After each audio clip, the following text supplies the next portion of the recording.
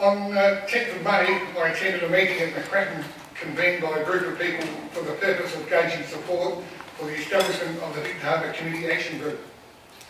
Various comments were made early in the meeting that I believe were misleading and not factual. These were directed towards councillors and council staff and implied impropriety on their part. Having listened to a recording of the meeting, I have not changed my mind. I found the comments to be offensive because they were implying wrongdoing by members of council and council staff, which I know to be incorrect. At the time, I considered it was best for me to leave the meeting. I felt that if I stayed, it could be construed that I was supporting the comments that had been made. I also felt that I would have no opportunity to challenge those statements. On leaving the meeting, I called a point of order and stated that the comments that had been made were rubbish. On reflection, maybe I could have managed this better. I would like to take this opportunity to apologise to my fellow elected members and to the community if my actions caused any embarrassment or offence. I've had to contend with posts on Facebook which describe my behaviour as worse than what it was by implying that I use offensive language. I have listened to a recording of a meeting and I can categorically state that the information released on Facebook about me using foul language is totally incorrect. I again take this opportunity to apologise to my fellow elected members and to the community if my actions cause them any embarrassment or offence. I am supportive of any group which aspires to broadly engage and to communicate with the council. I attended the meeting voluntarily as opposed to being invited as a man, but I understand I can't distinguish myself from that role. The agenda this evening includes two motions on notice directly relevant to that particular meeting. As would be expected by other members in similar circumstances, I hope I'll be granted due process through properly conducted code of conduct investigation before any judgments are made. Thank you very much.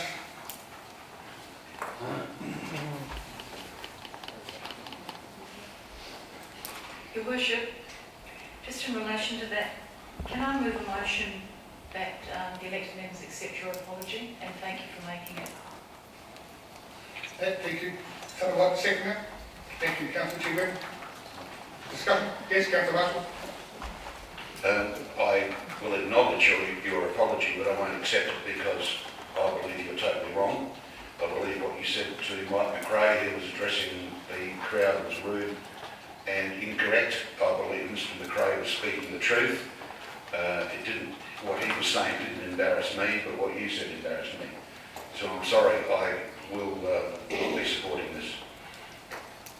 Yes, Councillor Charles. You mentioned that now you've heard the recording, and I'm just interested in what actual part of that recording so that I can go back over it where you thought was incorrect and improper.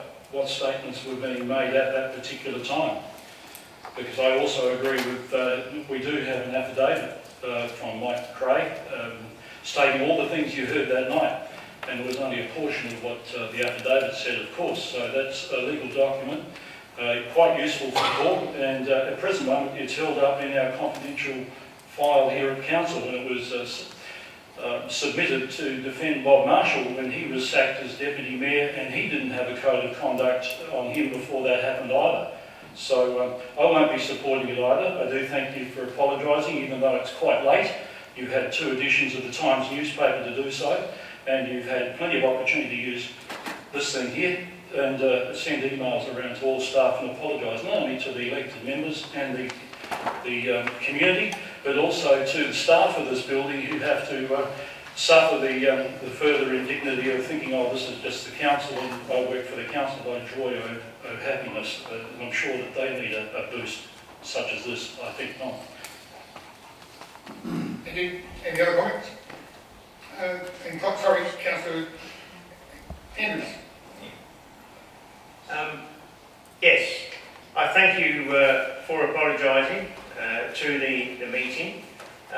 When a motion comes up later on in the meeting, I will have further to say. I agree with you though, in a couple of instances, and that is that any community group needs to check facts, and facts come both ways. In the meantime, I will be attending any of the public meetings that I'm asked to, and as the elected members, I also ask them to attend if possible. It appears that sometimes the action group and the media needs to check their facts. For example, the council cost of the aquatic centre,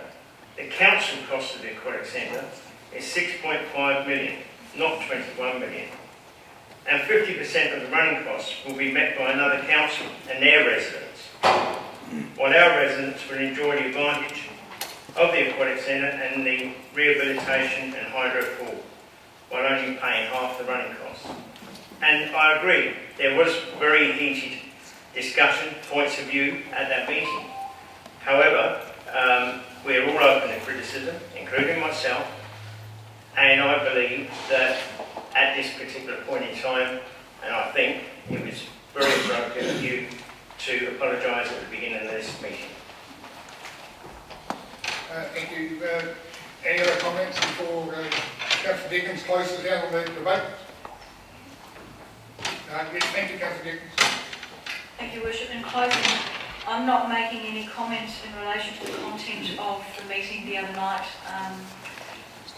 at all, or what was recorded or what wasn't recorded, but the motion is purely to accept your apology, which I can understand would be difficult, and this is the first council meeting we've had since the meeting, so it's the first opportunity for you to publicly in council make an apology and to thank you for your apology. So the motion is a simple one, no judgment on what went on the other night, but to make a motion to accept your apology and to thank you for it.